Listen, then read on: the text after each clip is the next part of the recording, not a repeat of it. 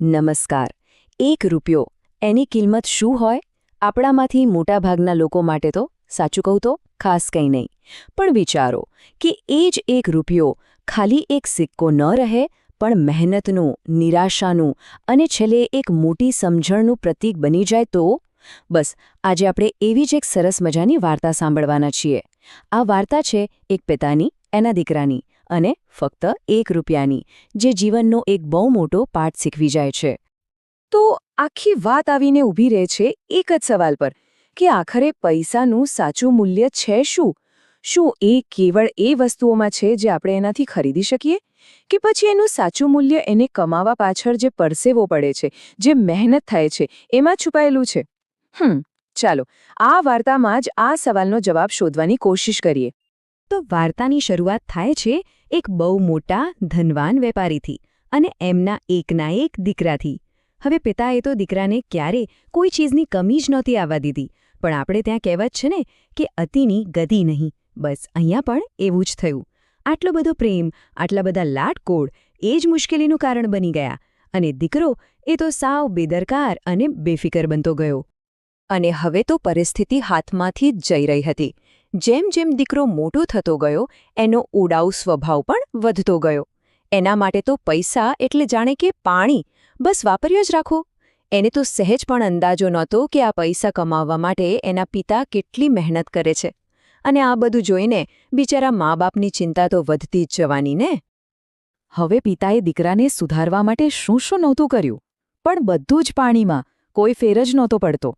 એટલે છેવટે પિતાએ એક એવો રસ્તો વિચાર્યો જે થોડો કઠોર હતો, પણ બીજો કોઈ ઉપાય જ નહોતો.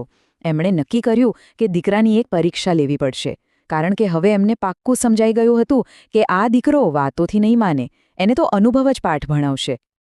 અને બસ અહીંથી જ વાર્તામાં આવ્યો એક મોટો ટ્વિસ્ટ. પિતાએ દીકરાને પોતાની પાસે બોલાવ્યો અને એકદમ શાંતિથી પણ બહુ જ મક્કમ અવાજમાં કહ્યું, જો બેટા, મારી પાસે જે પણ છે એ બધું તારું જ છે, પણ એક શરત છે. તારે મને એ બતાવવું પડશે કે તું પણ જાતે કમાઈ શકે છે, અને જ્યાં સુધી તું એ સાબિત નહીં કરે ત્યાં સુધી તને મારી આ સંપત્તિમાંથી 1 રૂપિયો પણ નહીં મળે. આ સાંભળીને તો દીકરાના પગ નીચેથી જાણે જમીન જ ખસી ગઈ. આ ખાલી શબ્દો નહોતા, આ તો એક મોટો પડકાર હતો. પિતાની આ વાત તો દીકરાને તીરની જેમ વાગી. એને ગુસ્સો પણ આવ્યો, અપમાન પણ લાગ્યો, પણ સાથે સાથે એનામાં એક જીદ પણ જાગી. એણે મનમાં ને મનમાં નક્કી કરી લીધું કે ભલે ગમે તે થાય, હું મારા પિતાને ખોટા સાબિત કરીને જ રહીશ. હું બતાવી દઈશ કે હું પણ કમાઈ શકું છું. અને બસ આ જ જીદ સાથે એની એક નવી જ જિંદગીની શરૂઆત થઈ. હવે જે છોકરાએ જિંદગીમાં ક્યારેય કામ શું કહેવાય એ પણ નહોતું જાણ્યું, એ આજે કામ શોધવા રસ્તે રખડતો હતો. ઘણી મહેનત પછી એને ગોડાઉનમાં માલસામાનની લારી ખેંચવાનું કામ મળ્યું. વિચાર તો કરો, આખો દિવસ સખત તડકામાં પરસેવે રેબઝેબ થઈને વજનદાર બોરીઓ ઊંચકીને એણે મજૂરી કરી. સાંજ સુધીમાં તો એનું શરીર તૂટી ગયું હતું, થાકીને ચૂર થઈ ગયો હતો.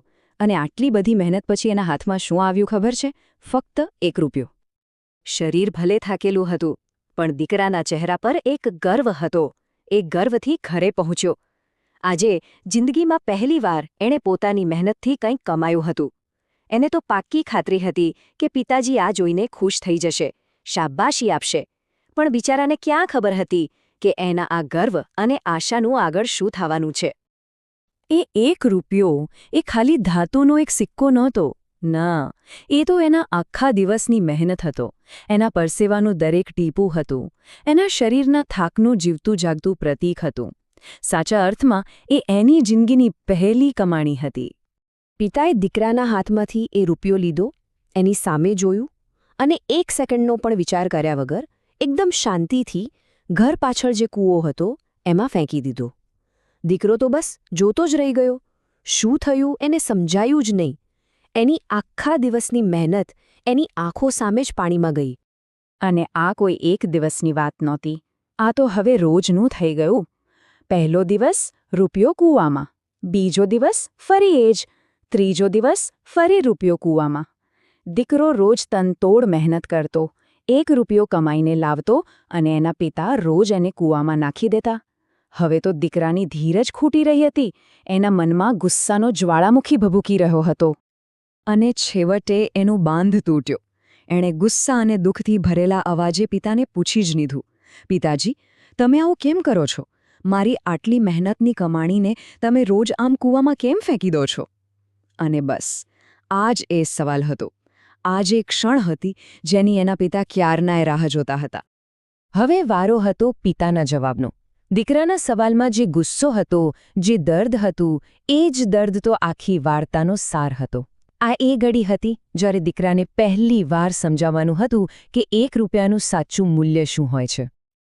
પિતાએ પ્રેમથી દીકરાના ખભા પર હાથ મૂક્યો અને એકદમ શાંતિથી કહ્યું, બેટા, આજે તારી મહેનતનો 1 રૂપિયો કૂવામાં ગયો તો તને જે દુઃખ થયું, જે પીડા થઈ, બસ એવી જ પીડા મને ત્યારે થતી હતી જ્યારે તું મારી મહેનતના હજારો રૂપિયા વગર વિચારે ઉડાવી દેતો હતો.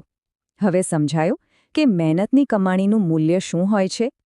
અને પિતાના આ શબ્દો એણે તો જાણે દીકરાની આંખો જ ખોલી નાખી. એને એક ઝાટકો લાગ્યો અને એ જ ઘડીએ એને પોતાની ભૂલ સમજાઈ. આજે જિંદગીમાં પહેલીવાર એને સમજાયું કે પૈસાની કિંમત એના પર લખેલા આંકડામાં નથી, પણ એને કમાવવા માટે વહેતા પરસેવામાં છે. આ એક અનુભવે દીકરાને અંદરથી બદલી નાખ્યો. ક્યાં એ છોકરો જે પૈસાને રમકડું સમજતો હતો અને ક્યાં હવે એ માણસ જે મહેનતના મૂલ્યને સમજતો હતો. એટલે આ વાર્તા ખાલી 1 રૂપિયાની નથી. આ વાર્તા છે આત્મનિર્ભર બનવાની, જવાબદારી સમજવાની અને મહેનતની કદર કરવાની. જો આ વાર્તા ભલે સદીઓ જૂની હોય, પણ એનો જે બોધ છે, જે પાઠ છે, એ આજે પણ એટલો જ સાચો છે. અને આ વાર્તા આપણા બધા માટે એક સવાલ મૂકીને જાય છે કે આપણે આપણી અને બીજાની મહેનતની કિંમત કેવી રીતે કરીએ છીએ. શું આપણે જે પણ ખર્ચ કરીએ છીએ એની પાછળ રહેલી મહેનતને યાદ રાખીએ છીએ? બસ આજના આ વિશ્લેષણને આપણે આ જ સવાલ સાથે પૂરો કરીએ.